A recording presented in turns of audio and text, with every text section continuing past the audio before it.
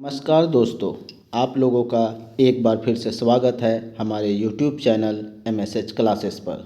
दोस्तों, आज हम लोग भारतीय इतिहास जो कि आधुनिक इतिहास का एक भाग है, उसमें हम लोग देखने जा रहे हैं सामाजिक और आर्थिक पुनर्जागरण। और सामाजिक आर्थिक पुनर्जागरण में जितने भी समाज सुधार से रिलेटेड कार्य हुए हैं, उन सभी का एक सीरीज मैं आप लोगों के सामने चलाऊंगा, क्योंकि यह एग्ज़ाम के पॉइंट ऑफ व्यू से काफ़ी इम्पोर्टेंट टॉपिक है। ठीक है, तो इसी कड़ी में आज हम लोग सबसे पहला टॉपिक देखेंगे ब्रह्म समाज। ब्रह्म समाज से हमेशा क्वेश्चन पूछा जाता है दोस्तों, ठीक है, क्योंकि यह भारतीय इतिहास का जो आधुनिक इतिहास है उसके हिसाब से अगर देखा जाए तो यह बहुत ही खास टॉपिक हो जाता है, क्योंकि हर एक एग्ज़ाम में यहाँ से प्रश्न पूछे जाते हैं। तो चलिए बिना देर किए, और आपका JPSC में भी यह क्वेश्चन यहाँ से क्वेश्चन पूछा जा सकता है। चलिए हम लोग आज का टॉपिक स्टार्ट करते हैं। आज का टॉपिक है ब्रह्म समाज। तो ब्रह्म समाज के बारे में जितने भी फैक्ट हैं वे सभी मैं आप लोगों के सामने 10 मिनट के अंदर में रखने जा रहा हूं। बस आप इस वीडियो लेक्चर को अंत तक ज़रूर देखें और यहां से जो भी आपको फ़ायदा मिलने वाला है उसको ज़रूर उठाएं, और जितने भी तैयारी करने वाले छात्र हैं उन सभी तक इस वीडियो लेक्चर को आप लोग ज़रूर से ज़रूर पहुंचाएं। चलिए ब्रह्म समाज के बारे में देखते हैं कि इसकी स्थापना कब हुई, इसका क्या क्या कार्य था, ये कहाँ पे हुआ, किसके द्वारा किया गया, ये कौन कौन से समाज सुधार में कार्य किए, इन सभी के बारे में हम लोग देखते हैं। तो इसकी स्थापना कब होती है ब्रह्म समाज की? 20 अगस्त 1828 को ब्रह्म समाज की स्थापना होती है। किसके द्वारा की जाती है? तो राजा राम मोहन राय के द्वारा की जाती है। ठीक है, ब्रह्म समाज की स्थापना किसके द्वारा की जाती है आपसे पूछा जाएगा तो क्या जवाब दीजिएगा? राजा राम मोहन राय। कब की गई? तो 20 अगस्त 1828। नेक्स्ट पॉइंट देखते हैं, ब्रह्म समाज की स्थापना का मुख्य उद्देश्य क्या था? तो ब्रह्म समाज की स्थापना का मुख्य उद्देश्य था एकेश्वरवाद की उपासना। किसकी? एकेश्वरवाद, अर्थात एक ईश्वर की उपासना करना, मूर्ति पूजा का विरोध करना। ब्रह्म समाज का जो मेन उद्देश्य था वह क्या था? एक ईश्वर की उपासना करना और मूर्ति पूजा का विरोध करना। साथ ही साथ पुरोहितवाद का भी विरोध करना। जो पुरोहित उस वक्त क्या होता है, धर्म के आडंबर बने हुए थे, उन लोगों का विरोध करना, तथा अवतारवाद का खंडन करना। अर्थात अवतारवाद, जैसे धर्म में क्या है, धार्मिक सुधार, एक प्रकार से इस समाज को धार्मिक सुधार समाज के हिसाब से हम लोग जानते हैं, और ये समाज में जितने भी प्रकार की कुरीतियाँ फैल गई थी उन सारे का ये विरोध करता है। उसमें से क्या था? अवतारवाद, अर्थात कि धर्म में क्या बोला जाता है कि इस भगवान के इतने अवतार हैं, तो इन सब का खंडन कौन किया? ब्रह्म समाज किया। ठीक है, चलिए नेक्स्ट पॉइंट देखते हैं, राजा राम को भारतीय राष्ट्रवाद का जनक। ये क्वेश्चन बार बार पूछा गया है, भारतीय राष्ट्रवाद का जनक किसे कहा जाता है? तो राजा राम मोहन राय को भारतीय राष्ट्रवाद का जनक कहा जाता है। साथ ही साथ इसे क्या कहा जाता है? और तो आधुनिक भारत के पिता। आधुनिक भारत के पिता भी किसको कहा जाता है? तो राजा राम मोहन राय को। साथ ही साथ एक और चीज़ कहा जाता है, भारतीय पुनर्जागरण के अग्रदूत भी किसे कहा जाता है? तो राजा राम मोहन राय को। आपसे क्वेश्चन पूछा जाएगा भारतीय पुनर्जागरण के अग्रदूत किसे कहा जाता है, तो आपका आंसर होना चाहिए राजा राम मोहन राय। साथ ही साथ आपसे क्वेश्चन ये भी पूछा जा सकता है आधुनिक भारत के पिता किसे कहा जाता है, तो भी आपका आंसर क्या होगा? राजा राम मोहन राय। और भारतीय राष्ट्रवाद का जनक पूछा जाए तो भी आपका आंसर क्या होगा? राजा राम मोहन राय। तो इस तरह से ये सारी उपाधियाँ, जो सारी संज्ञा दी गई है कि अग्रदूत किसे, पुनर्जागरण का अग्रदूत किसे, आधुनिक भारत का पिता किसे, राष्ट्रवाद का जनक किसे, तो सारा का सारा क्या हो जाएगा? राजा राम मोहन राय। चलिए इनके बारे में कुछ जानकारी ले लेते हैं। इनका जन्म, किनका जन्म? राजा राम मोहन राय का जन्म 22 मई 1722 ईस्वी को बंगाल के हुगली जिले में, ठीक है, बंगाल में कहाँ, कौन सा जिला, तो हुगली जिला में स्थित राधानगर में हुआ था, ठीक है। राधानगर गांव का नाम क्या है, जगह का नाम राधानगर। अगर पूछ देगा स्टेट कौन सा है तो बंगाल, और जिला कौन सा है तो हुगली, और कब हुआ तो 22 मई 1722 को। चलिए नेक्स्ट पॉइंट देखते हैं। 1809 में राजा राम मोहन राय की फारसी भाषा की पुस्तक, किस भाषा की पुस्तक, याद रखना है, फारसी भाषा की पुस्तक तुहफात उल मुवाहिदीन, ठीक है, तुहफात उल मुवाहिदीन, जो इनकी फारसी की एक पुस्तक है, एकस्वरवादियों को उपहार, अर्थात जो एक ईश्वर की उपासना करते हैं उनको उपहार स्वरूप ये पुस्तक लिखी गई थी, का प्रकाशन हुआ। कब हुआ, 1809 ईस्वी में। चलिए नेक्स्ट पॉइंट देखते हैं। 1815 में हिंदू धर्म के एकेश्वरवादी मत के प्रचार हेतु राजा राम मोहन राय ने आत्मीय सभा का गठन किया, ठीक है, किसका गठन किया, आत्मीय सभा का। हिंदू सभा में क्या कर रहे हैं, हिंदू धर्म में सुधार के लिए, अर्थात हिंदू धर्म में एक ईश्वर के मत को प्रचार प्रसार करने के लिए आत्मीय सभा का गठन करता है। कब करता है तो 1815 ईस्वी में, एकदम याद रखना है दोस्तों। चलिए जो भी मैं बता रहा हूँ एकदम फैक्ट है और क्वेश्चन इसी में से घूम फिर के आएगा। अगर राजा राम मोहन राय से या ब्रह्म समाज से कोई भी क्वेश्चन पूछा जाएगा तो इसी के इर्द गिर्द रहेगा, इससे बाहर कुछ भी नहीं पूछा जा सकता है। चलिए नेक्स्ट हम लोग पॉइंट देखते हैं। 1811 ईस्वी में, कब, 1811 ईस्वी में राजा राम मोहन राय के जीवन में उस समय संक्रमण का दौर आया जब उनके बड़े भाई, किनके बड़े भाई, राजा राम मोहन राय के बड़े भाई की पत्नी राजा राम मोहन राय के बड़े भाई की पत्नी पति की मृत्यु के बाद क्या हो जाती है, सती हो गई। उसी वक्त इसको अंदर से ये इतने उदास हो गए, अंदर से इतने मायूस हो गए कि इस कुप्रथा के विरुद्ध उन्होंने आवाज़ उठाया। इसी कारण से 1818 ईस्वी में सती प्रथा के विरुद्ध आंदोलन चलाया। कब से आंदोलन चलाया, ये पॉइंट याद रखिएगा, इस डेट को। 1818 में सती प्रथा के विरुद्ध क्या किए, आंदोलन चलाया। और 1829 ईस्वी में गवर्नर जनरल बेंटिक के सहयोग से, किसके सहयोग से, गवर्नर जनरल बेंटिक के सहयोग से इस प्रथा को गैर कानूनी घोषित करवाया। अब पूछ देगा सती प्रथा को गैर कानूनी घोषित करवाने में कौन सा भारतीय समाज सुधार का अहम योगदान है, तो राजा राम मोहन राय का। कब हुआ, 1829 में। कब शुरुआत किया था इस आंदोलन को चलाने का, तो 1818 में। गवर्नर जनरल कौन था इस समय, तो जनरल बेंटिक था, ठीक है, लॉर्ड बेंटिक था, याद रखना है, ये तीनों चीज़ आपको याद रखना है। और इसका भाई जो है, भाई की पत्नी जो है वह कब सती हुई थी, तो 1811 में सती हुई थी। चलिए नेक्स्ट पॉइंट देखते हैं। 1821 में राजा राम अपने विचार प्रेस के माध्यम से लोगों तक पहुंचाने के उद्देश्य से संवाद कौमुदी, ठीक है, संवाद कौमुदी पूछ देगा किसका है, तो राजा राम मोहन राय का। अथवा प्रज्ञा चांद का प्रकाशन किया। कौन कौन सा का प्रकाशन किया, प्रज्ञा चांद और संवाद कौमुदी, ठीक है। अपना जो विचार था, जो धर्म में जो बुराई आ चुका था, उन लोगों का पर्दाफाश करने के लिए एक प्रेस के माध्यम से 1821 ईस्वी में आवाज़ उठाना प्रारंभ किए।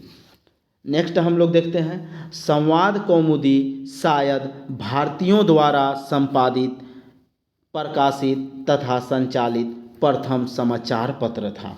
जो संवाद कौमुदी था वह भारतीयों द्वारा संपादित, प्रकाशित और संचालित प्रथम समाचार पत्र था। इसको भी याद रखना है, प्रथम समाचार पत्र जो भारतीयों द्वारा पूर्ण रूप से संपादित, प्रकाशित और संचालित था वह था संवाद कौमुदी। और ये कौन प्रकाशन करवाया, तो राजा राम मोहन राय के द्वारा। चलिए नेक्स्ट पॉइंट देखते हैं। फारसी भाषा में राजा राम मोहन राय ने मीरातुल अखबार का भी प्रकाशन किया। एक और अखबार था जो था मीरातुल अखबार, यह भी किस भाषा में था तो फारसी भाषा में था। इसका भी प्रकाशन राजा राम मोहन राय ने करवाया। नेक्स्ट पॉइंट देखते हैं 1825 में ईस्वी में इन्होंने वेदांत कॉलेज की स्थापना की। वेदांत कॉलेज की स्थापना कब होती है तो 1825 ईस्वी में। किसके द्वारा करवाया जाता है किया जाता है तो राजा राम मोहन राय के द्वारा किया जाता है। नेक्स्ट पॉइंट देखते हैं 1817 ईस्वी में कलकत्ता में हिंदू कॉलेज की स्थापना में इन्होंने डेविड हेयर का सहयोग किया। कलकत्ता हिंदू कॉलेज का स्थापना डेविड हेयर के द्वारा किया जाता है और इसमें मुख्य रूप से सहयोगी कौन था राजा राम मोहन राय था। कब हिंदू कॉलेज की स्थापना होती है कलकत्ता में तो 1817 ईस्वी में। नेक्स्ट देखते हैं इन्हें भारतीय पत्रकारिता का अग्रदूत भी माना जाता है। भारतीय पत्रकारिता का अग्रदूत किसे माना जाता है पूछ देगा। पुनर्जागरण का भी जनक किसको माना अग्रदूत माना जाता है तो राजा राम मोहन राय को। चलिए नेक्स्ट पॉइंट देखते हैं 1830 ईस्वी में मुगल बादशाह, एकदम बहुत इंपॉर्टेंट है दोस्तों, इसे VVI कर लीजिएगा, स्टार लगा लीजिएगा क्योंकि ये बार बार रिपीट होने वाला क्वेश्चन है। 1830 ईस्वी में मुगल बादशाह अकबर द्वितीय, मुगल बादशाह कौन सा अकबर द्वितीय ने राजा राम मोहन राय को राजा की उपाधि के साथ अपने दूत के रूप में तत्कालीन ब्रिटिश सम्राट विलियम चतुर्थ के दरबार में भेजा था।